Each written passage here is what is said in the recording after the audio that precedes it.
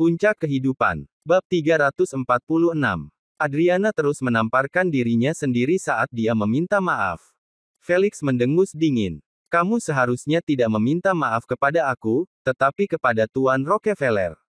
Aku pikir aku mendengarmu baru saja mengatakan kamu akan menjilat sepatunya jika dia memiliki $2 juta, bukan? Apa? Adriana terkejut. Mulutnya menganga, namun tidak ada kata yang bisa keluar. Dia bisa berlutut di hadapan Felix tanpa ragu karena gelarnya sebagai pewaris muda Pegasus International. Di matanya, dia adalah sosok kuat yang bisa mendikte nasib keluarganya hanya dengan satu keputusan. Namun, Alex hanyalah pecundang belaka di matanya, yang harus dihancurkan di bawah kakinya. Bagaimana dia bisa mempermalukan dirinya sendiri dengan menjilati sepatunya sebagai gantinya? Dia tidak bisa menerima ini. Sama seperti orang lain, seseorang dapat menerima orang yang tidak relevan yang bertindak sangat tinggi dan kuat terhadap mereka. Namun mereka tidak pernah bisa menerima seorang kerabat yang mereka anggap sampah dan dijauhi untuk waktu yang lama, tiba-tiba menjadi makhluk yang membuat banyak orang saling menyanjung. Saat itu, semua orang menoleh untuk melihat Adriana saat mereka menunggu keputusannya. Taylor mendorong Adriana menjauh. Kamu sendiri yang mengatakannya, jadi kamu harus menepati janji ini. Jilat itu. Adriana menempatkan dirinya dalam posisi yang sulit saat air mata mulai mengalir di matanya. Dia menatap Alex dengan frustasi dan kebencian. Setelah beberapa saat, dia menundukkan kepalanya. Baiklah, aku akan. Saat itu, Alex memotong kalimatnya dan berkata, bangun. Kamu masih Bibi Dorothy dan juga saudara perempuan ibu mertuaku, apapun yang terjadi. Felix membeku. Baru saat itulah dia menyadari bahwa wanita ini sebenarnya adalah Bibi Dorothy. Dia khawatir dia akan menimbulkan masalah, maka dia buru-buru mengucapkan selamat tinggal pada Alex. Bagaimanapun, dia telah mencapai tujuannya. Setelah kejadian ini, Adriana dan keluarganya merasa malu dan tidak berani tinggal lebih lama lagi. Setelah Felix bergegas pergi, mereka kembali ke mobil dengan murung juga. Saat mereka pergi, Alex bisa merasakan tatapan penuh kebencian dari Adriana dan Sharpay. Namun, mengapa Alex peduli dengan apa yang dipikirkan keluarga ini tentangnya? Bagaimanapun juga, mereka bukan siapa-siapa baginya.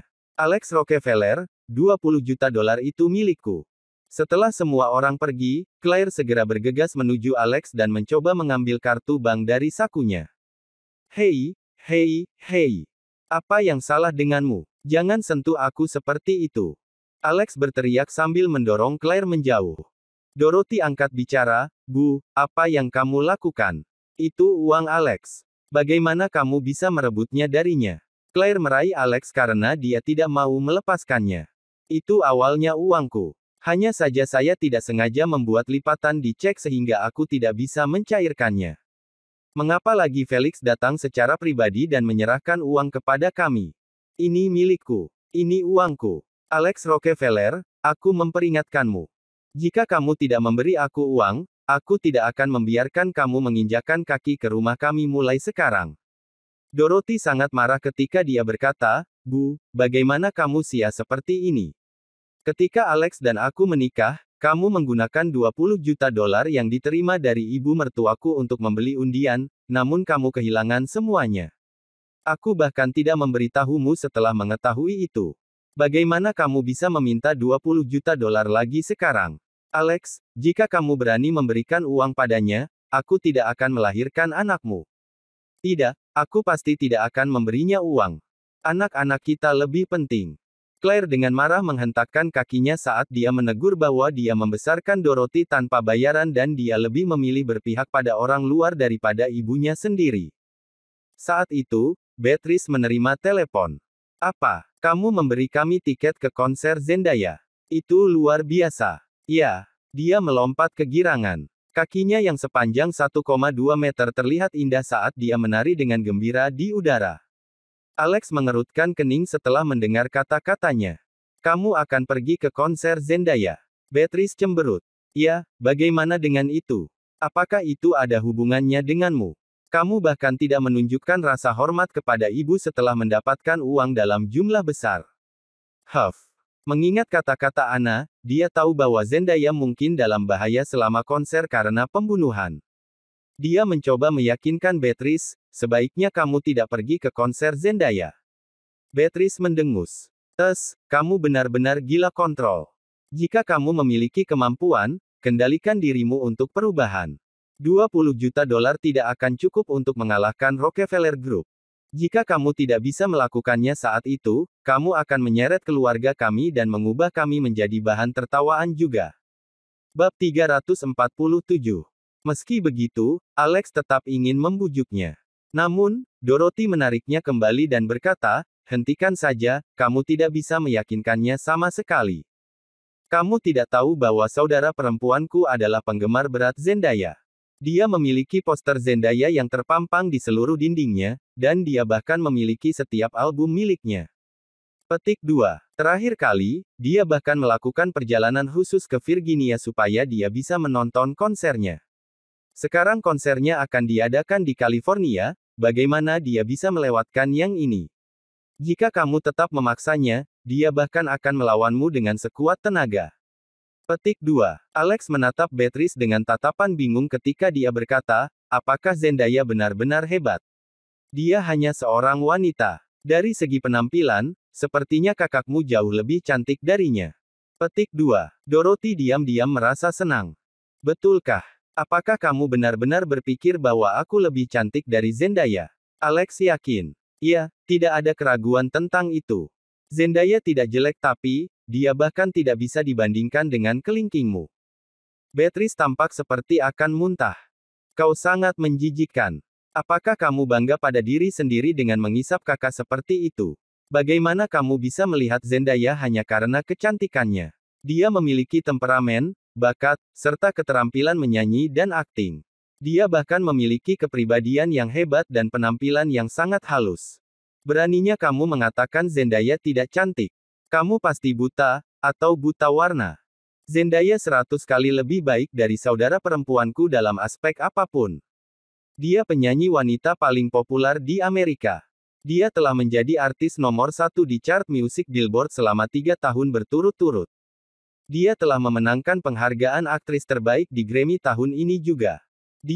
Saat Beatrice mulai menyebut Zendaya, dia tidak bisa berhenti memarahinya, meskipun dia menolak untuk berbicara dengan Alex saat itu. Dengan banyaknya penghargaan dan gelar, Alex mulai pusing.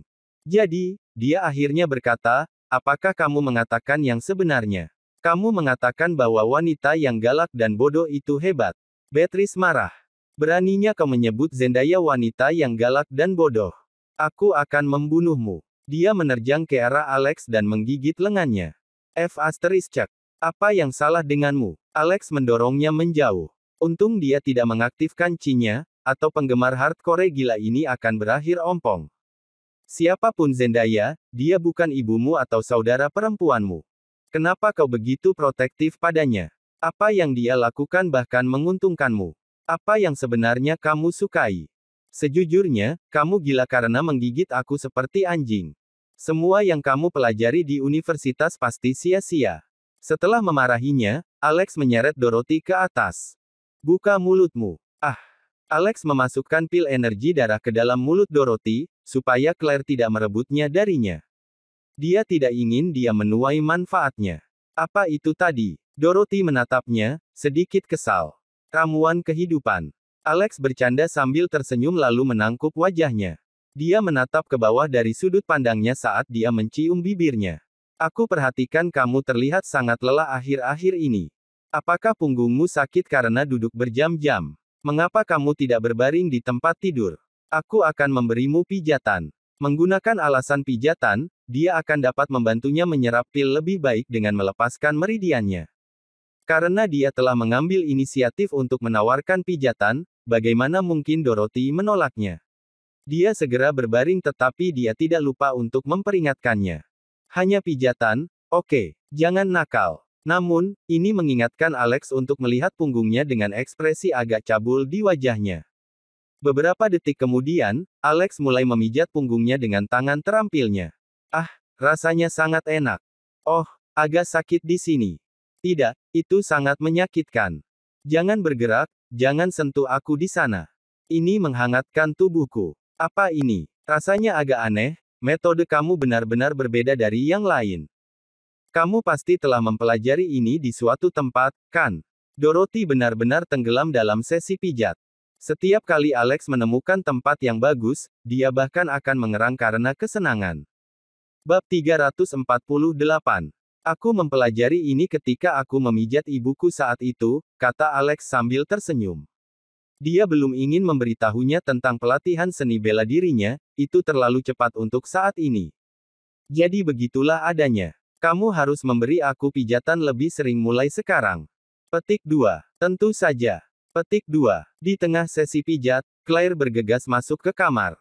Dia pikir keduanya akan melakukan beberapa hal lain di sana, maka dia tinggal di sana untuk mengawasi mereka sepanjang sesi. Namun, setelah melihat betapa baiknya perasaan Dorothy, dia tidak bisa menahan diri dan berbaring di tempat tidur juga. Dia memerintahkan Alex untuk memijatnya juga. Seolah-olah aku akan memijatmu. Alex meludahi punggungnya setelah Claire berbaring. Kamu pikir kamu siapa? Sehari berlalu begitu saja. Matahari terbit seperti biasa, itu adalah hari Minggu yang cerah. Itu juga merupakan hari konser Zendaya, yang akan diadakan di California State Stadium. Ini adalah hari yang sangat menyenangkan bagi penggemar Zendaya di California. Banyak grup penggemar lokal telah membuat segala macam persiapan untuk konser dalam beberapa hari terakhir. Banyak penggemar asing lainnya juga bergegas ke California hanya untuk melihat konsernya. Bahkan banyak penggemar fanatik yang datang, mereka bertekad untuk menghadiri setiap konser Zendaya. Alex, aku harus menyelesaikan misi hari ini, jadi aku akan menyerahkan keselamatan Zendaya padamu. Harap fokus pada pekerjaan. Anna menelepon Alex dan mengiriminya alamat. Itu adalah daerah yang agak sepi di Golden Manor, dia ingin bertemu dengan mereka lebih awal. Ngomong-ngomong, karena kamu mungkin dilacak oleh ninja juga, kamu lebih baik menyembunyikan identitasmu untuk yang satu ini. Pakai saja masker atau pelindung mata saat pergi. Alex kehilangan kata-kata. Karena dia tahu bahwa dia akan berada dalam bahaya, mengapa dia tidak membatalkan konsernya saja? Anna menggelengkan kepalanya. Aku mencoba meyakinkannya juga, tapi dia menolak. Kamu dan aku tidak berada di industri hiburan, jadi kami tidak akrab dengan apa yang terjadi di sana. Dia pasti memiliki kekhawatirannya sendiri, kurasa. Selain itu, membatalkan konser ini tidak ada gunanya. Dia tidak akan bisa melepaskan orang-orang ini darinya kecuali dia berhenti mengadakan konser atau keluar dari industri hiburan. Alex bertanya, apa yang kamu ketahui tentang pembunuh bayaran itu? Tidak ada ide. Bukannya saya tidak ingin memberitahu apapun, tetapi hanya itu yang aku miliki. Mereka mungkin terkait dengan keluarga Stoermer di Michigan. Atau mungkin ada kesalahan dalam informasi yang saya dapatkan juga. Tidak ada pembunuh bayaran untuk memulai, anggap saja itu sebagai tiket masuk gratis ke konser, anggap dirimu beruntung kalau begitu. Pukul 3 sore, Alex muncul di luar rumah Zendaya dengan mengenakan topi matahari, topeng besar, dan sepasang kacamata besar. Pada saat ini, sebuah minivan dan dua mobil keamanan lainnya berdiri dan menunggu Zendaya dan timnya. Zendaya, kita harus pergi sekarang, sudah hampir waktunya. Manajer Zendaya, Bunty yang gemuk, terus mendesak saat dia melihat jadwal mereka. Mereka dijadwalkan tiba di stadion pada pukul 4 sore karena masih ada berbagai persiapan yang harus dilakukan. Selain itu, Bunty mulai panik karena khawatir dengan lalu lintas yang padat di California. Untuk apa pengawal jelek itu di sini? Dan dia terlambat. Tim keamanan kami baik-baik saja. Dengan Autumn dan yang lainnya, bahkan militer pun harus mengakui kekalahan. Zendaya menjawab, Bunty, jangan marah. Konser akan dimulai pukul 19.30. Bagaimanapun, salah satu sahabat aku merekomendasikan pengawal ini, dia petarung yang cukup terampil. Mari kita tunggu sebentar lagi. Mereka menunggu Alex. Saat itu, seorang pria berjas tertawa dingin. Dia menunjuk ke arah seorang pria besar di sebelahnya dan berkata, Zendaya, tidak peduli seberapa terampil orang ini, apakah menurutmu dia akan lebih terampil daripada Bruce di sini? Bruce adalah petarung peringkat mistik. Dengan dia di sini, siapa yang bisa memiliki kemampuan untuk menyentuhmu? Jangan khawatir, bahkan jika ada orang lain yang datang, dia hanya akan menjadi hiasan untuk membuatmu tetap aman. Zendaya tersenyum sopan pada pria itu tetapi dia menjaga jarak dari pria itu. Pria itu adalah Norman Hansen, pewaris muda Star Entertainment yang menandatangani kontrak dengan Zendaya. Dia sangat terobsesi dengan Zendaya dan telah mengejarnya selama 3 tahun, namun dia tidak bisa menangkap hatinya sama sekali. Jika Zendaya menjadi bintang wanita biasa, dia akan menggunakan segala dayanya untuk memaksanya mematuhi kehendaknya. Namun, bagaimana dia bisa melakukan itu ketika Zendaya adalah salah satu anggota keluarga besar Stoemer di Michigan? Dia hanya bisa menunggu sampai dia bersedia untuk bersamanya. Jika dia menggunakan kekuatan, hanya kematian yang menunggunya. Bruce, di sisi lain, adalah petarung yang disewa normal untuk melindungi Zendaya. Ya, benar. Pengawal itu bahkan tidak bisa tepat waktu. Dia pasti tidak bisa diandalkan, jadi mengapa kita membutuhkannya di sini? Jika dia tidak muncul dalam 3 menit berikutnya, kami akan pergi tanpa dia. Dia pikir dia siapa? Lalu akan menamparnya sebagai mati ketika kau melihatnya dengan keras. Saat itu, Alex berjalan perlahan dengan wajah tertutup sepenuhnya. Tampar aku sampai kau mati katamu. Aku khawatir kamu tidak memiliki kemampuan untuk melakukannya. Bab 349. Melihat seorang pria dengan wajah dan tubuhnya tertutup sepenuhnya, Autumn dan pengawal wanita lainnya segera membentuk formasi di sekitar Zendaya untuk melindunginya. Norman memerintahkan Bruce untuk berdiri juga. Sosok raksasa seperti menara Bruce segera bergegas ke depan dan memblokir semua orang di belakang. Kamu siapa? Bunty bertanya dengan dingin saat dia bersembunyi di belakang Bruce. Di sebelah Bruce, yang tingginya setidaknya 2 meter, Bunty terlihat sangat kecil dan menggemaskan. Fitur wajahnya sedikit di atas rata-rata, tapi dia sedikit terlalu gemuk. Terlebih lagi, Alex dapat mengetahui bahwa wanita ini pada pandangan pertama sakit. Obesitasnya disebabkan oleh diskrasia endokrin. Sederhananya, dia adalah tipe wanita yang akan menjadi gemuk meski hanya minum air putih. Jika aku tidak salah, akulah yang kamu tunggu. Alex mengamati Bunty sebentar dan menoleh ke Bruce. Berdasarkan analisis Qi yang dikeluarkannya, Bruce sebenarnya adalah seorang ahli peringkat mistik yang berspesialisasi dalam kekerasan. Dia terlalu luar biasa. Zendaya langsung bertanya, apakah kamu yang direkomendasikan oleh anak Coleman? Alex mengangguk. Norman tertawa kecil ketika dia berkata, kenapa kamu menyembunyikan wajahmu? Apakah kamu berani melepas kacamata dan topeng itu? Sobat, kamu di sini terlihat seperti mumi. Siapa yang tahu jika kamu benar-benar pengawalnya? Alex kemudian melepas kacamata dan topengnya sambil mempertahankan wajah tanpa ekspresi. Saat itu, Zendaya berseru sambil menutupi bibir Cherry dengan tangannya, ah. Kamu kenapa? Alex menjawab, ya, ini aku. Maaf terlambat, aku tidak bisa memanggil taksi jadi saya naik kereta saja. Itu sebabnya aku terlambat 5 menit. Mengetahui bahwa Alex datang dengan kereta api bukan mobil, Norman hampir tertawa terbahak-bahak. Di lingkaran teman-temannya, dia belum pernah melihat ada orang yang masih naik kereta api. Siapa yang tidak akan mengeluarkan mobil mewah di usia ini? Bahkan penjaga keamanan di perusahaannya melakukan lebih baik daripada orang ini. Bagaimana mungkin orang seperti dia layak untuk melindungi Dewi, Zendaya? Pikir Norman. Siapa orang ini sebenarnya? Zendaya, apakah kamu mengenalnya juga? Dia pasti bercanda kan? Bruce bisa menghancurkannya hanya dengan 1 jari, kata Norman dengan ekspresi hina di wajahnya. Sebelum Zendaya bisa menjawab, Autumn angkat bicara, oh, dia. Dia bahkan naik ke rumah wanita kita tempo hari, dan mengintipnya seperti orang aneh.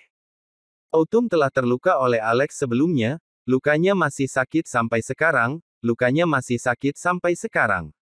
Dia mengatupkan giginya saat dia membencinya, namun dia tidak bisa berbuat apa-apa tentangnya. Namun, dengan petarung dengan peringkat mistik yang begitu terampil seperti Bruce, dia ingin memanfaatkannya dan memberi Alex rasa sakitnya sendiri. Seperti yang diharapkan, mata Norman melebar karena marah begitu dia mendengar apa yang baru saja dikatakan Autumn. Dia otomatis membayangkan adegan Alex mengintip Zendaya di kamar mandi dari jendela dan langsung berteriak, apa? Beraninya kamu mengintip Zendaya? Bajingan, kau harus memiliki keinginan untuk mati.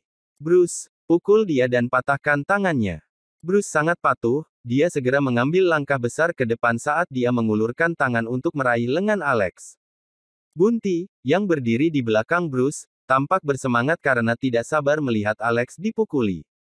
Alex mendengus pelan, dia siap melempar pria bertubuh besar ini ke arah Norman. Berhenti. Zendaya buru-buru angkat bicara, dan menatap tajam ke arah Autumn. Meskipun Zendaya cukup memusuhi Alex, dia masih harus menunjukkan rasa hormat padanya jika dia benar-benar datang setelah rekomendasi Anna. Selain itu, mereka telah melihat apa yang bisa dilakukan Alex. Tidaklah bijaksana untuk saling bertentangan. Raja Surgawi menutupi harimau, Zendaya tiba-tiba meneriakkan kalimat seperti itu dan membuat semua orang bingung. Alex memutar matanya dan menjawab, dan aku tikus lapangan. Ini adalah kode rahasia yang diberikan anak kepadanya sehingga Zendaya dapat mengidentifikasi dirinya. Namun, kode ini terlalu kekanak-kanakan dan bodoh. Meskipun Alex sangat tidak puas dengan itu, Anna pergi ke misinya segera setelah dia memberinya kode tersebut. Tidak mungkin untuk mengubahnya, bahkan jika dia sangat menginginkannya. Bab 350. Jadi itu benar-benar kamu. Alex Rockefeller, kan? Aku tidak berharap kamu berkenalan dengan Anna. Petik 2. Zendaya berkata sambil tersenyum. Melihat interaksi mereka, Norman sangat kesal, terutama keduanya memiliki beberapa kode rahasia di antara mereka, seolah-olah mereka menyembunyikan sesuatu. Dia hanya menjadi lebih kesal saat dia terus memelototi Alex. Zendaya, orang ini berani mengintipmu melalui jendela seperti bajingan. Apa kau benar-benar akan memaafkannya semudah ini? Tidak apa-apa, dia tidak bermaksud begitu. Selain itu, dia tidak benar-benar bisa melihat apapun. Zendaya ingin menjaga semuanya tetap damai. Bunty, bukankah kamu mengatakan bahwa kita perlu mempercepat jadwal kita? Karena Tuan Rockefeller ada di sini sekarang, ayo pergi. Bunty segera menatap Alex dengan tatapan kotor, seolah-olah dia menyimpan dendam padanya. Dia kemudian bertepuk tangan dan memerintahkan tim untuk segera bekerja. Zendaya, Bunty, seorang pengawal wanita dan Norman masuk ke dalam minivan. Bunty menunjuk Alex dan berkata dengan nada bermusuhan, "Hei, kamu. Kau mengambil mobil keamanan terakhir di belakang." Norman, Autumn, dan yang lainnya melemparkan pandangan mengejek ke arah Alex saat mereka melihat Bunty memerintahkan Alex. Setelah memakai topengnya lagi, Alex menggelengkan kepalanya dan berjalan ke minivan di depan. Dia meraih kerah Norman dan melemparkannya keluar dari kursi penumpang. Kamu duduk di mobil itu di belakang, aku akan duduk di sini. Apa? Norman yang terlempar dari mobil itu marah karena wajahnya merona merah. Kamu pikir kamu siapa, keparat? Beraninya kau melemparku keluar dari minivan. Apakah kamu pikir aku tidak bisa menghancurkanmu dalam hitungan detik? Setelah masuk ke kursi penumpang, Alex berbalik ke arah Zendaya, yang duduk di belakang, dan berkata, Anna secara khusus memintaku untuk melindungimu setiap saat sebelum dia pergi. Itu kesepakatan kita, setidaknya. Jadi jika kamu tidak ingin aku di sini, kamu bisa meneleponnya dan aku akan segera pergi. Zendaya sedikit kesal setelah mendengar kata-kata seperti itu. Dia tidak berharap dia memperlakukannya hanya sebagai kesepakatan antara dia dan Anna. Dia awalnya berpikir bahwa Anna akan menemukan seseorang yang merupakan salah satu penggemarnya. Bagaimanapun, dia memiliki banyak penggemar. Namun, pada pandangan pertama, Alex jelas bukan penggemarnya. Bahkan jika dia seorang penggemar, dia pasti salah satu dari anti-penggemarnya. Bunty segera bergegas keluar dari minivan, dengan paha gemetar. Tuan Hansen, kamu baik-baik saja. Apakah bajingan ini menyakitimu? Beraninya kamu. Kamu, keluar sekarang. Kami tidak menyambutmu di sini. Cepat dan keluar. Keluar. Alex meliriknya sekilas. Kamu pikir kamu siapa? Enyahlah. Hanya dengan satu pandangan dan meremehkan kata-kata, back off, tubuh gemuk Bunty bergetar, seolah-olah pikirannya disambar petir. Ini adalah hasil dari kejutan mental melalui kekuatan mental Alex. Setelah membangun fondasinya, inti energi pusatnya perlahan akan terbuka. Kekuatan mentalnya juga akan meningkat, dan perlahan-lahan akan berubah menjadi kekuatan mental. Dia telah berkultivasi untuk meningkatkan kekuatan mentalnya dalam 2 hari terakhir. Begitu dia mencapai tingkat kekuatan mental tertentu, dia akan mampu meniadakan energi negatif di dalam manik-manik merah darah itu. Bunty hanyalah orang biasa dan kekuatan mentalnya sedikit lebih lemah dari rata-rata orang, maka dia tidak bisa menangani kejutan mental Alex sedikit pun. Setelah mundur beberapa langkah dengan bunyi gedebuk, dia hampir jatuh ke tanah. Baiklah, baiklah, tolong berhenti berkelahi. Beri aku wajah setidaknya. Zendaya datang untuk menyelesaikan konflik tersebut. Anna bukan hanya sahabatnya, dia juga penyelamatnya. Apalagi, keluarga mereka telah berkenalan selama berabad-abad, Anna bahkan mungkin akan menjadi saudara iparnya di masa depan. Karena Alex adalah seseorang yang dikirim Anna, Zendaya tahu bahwa dia harus memberinya wajah, terlepas dari siapapun. Zendaya menoleh ke Norman dan berkata, Tuan Hansen, kenapa kamu tidak duduk saja di mobil yang paling belakang itu? Ini hanya sebentar, tolong. Apa? Norman tidak bisa mempercayai telinganya. Wajahnya kesal saat dia mengepalkan tinjunya. Zendaya benar-benar melemparkannya keluar dari minivan untuk pengawal yang bodoh. Dia berpikir, apa hubungannya pengawal sialan ini dengannya? Bersambung.